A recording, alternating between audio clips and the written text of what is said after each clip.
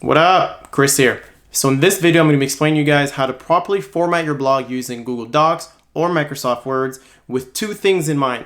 We want to make sure that one, Google is able to scan through the page and help your page rank so it can better understand what you're talking about. And two, we want to make the page easy and digestible for the user and visitor to understand and go through your page. Alright, so I'm going to share with you guys a few steps and a few key things you want to keep in mind when it comes to writing your blog content. So this comes down to the formatting and how you structure your blog. So when it comes to formatting, there are a few things you want to keep in mind. One is making sure we're making proper use of headings.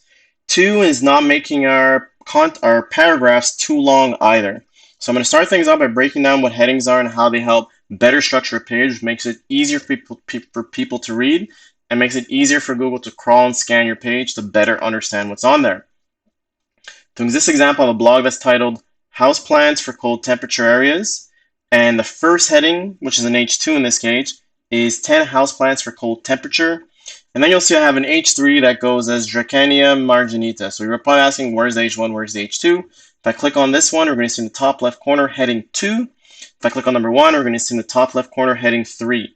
So the most important thing is you want to think of these headings like a chapter in a book. You go to the table of contents, which I got right here on the left, and it breaks things down in sequential order and with structure. So if I want to bring this part here and turn it into an H2, all of a sudden now that's going to shift over and everything underneath this will be considered part of H2.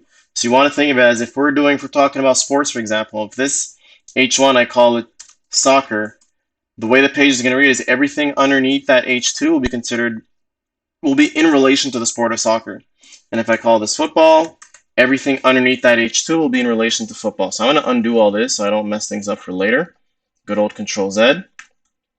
Now I'll show you the same thing when it comes to Microsoft Word because I understand not everybody uses Google Docs. The exact same thing. I'm going to have up here 10 houseplants for cold temperature. I'm going to click up top. That's going to be an H2. And Dracania marginita, that's going to be an H3. Now for those of you that are much more visual, a quick way to really see if you have things properly structured is you're going to go to Insert, and we're going to find, where's Table of Content? I know I always scan right by it.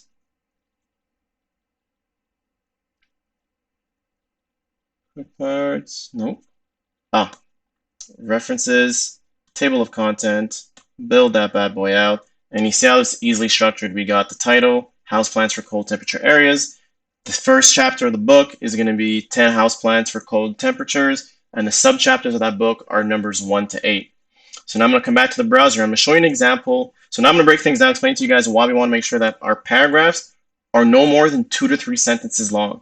Because again, we're going to establish that the reason we have these headlines is that people, when they read the page, they're going to skim the page. No one's really reading through. Is if I jump to this blog and I want to learn about houseplants for cold temperature areas, and these are the top 10, which should actually be 8 because I only have 8. I'm going to scroll down, find a plant I'm interested in, like boom, I got Chinese evergreen. I'm going to read about that. And that's why you want to have your page structured in a certain way so it's easy for people to scan and read. So I'm going to give you guys an example of a poorly structured blog page because here we see a lot of chunky text. They got a lot of cool photos on the side, but it's a lot of text pulled together. And the last thing you want to do is make people feel like they're reading a research paper. That is the worst experience you could give to anybody. We want to give people an easy user experience. So here is a different example of a Medium blog where you can notice that the author has things as 2 to 3 sentences tops. Now understand the thing is when we learn to write a paper in school, we've got this big chunky paragraphs.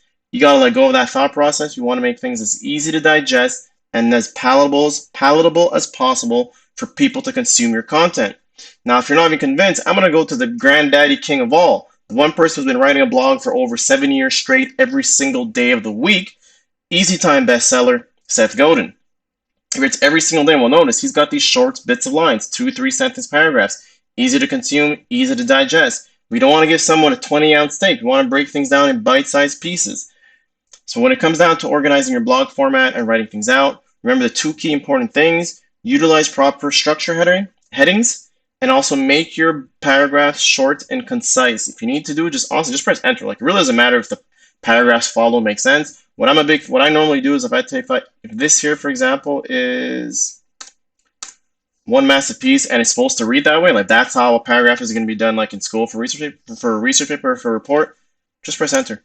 Like, honestly, no one online is going to criticize you for, that sentence belonged with the other sentence. No one's doing that. So once again, 2 key things to keep in mind.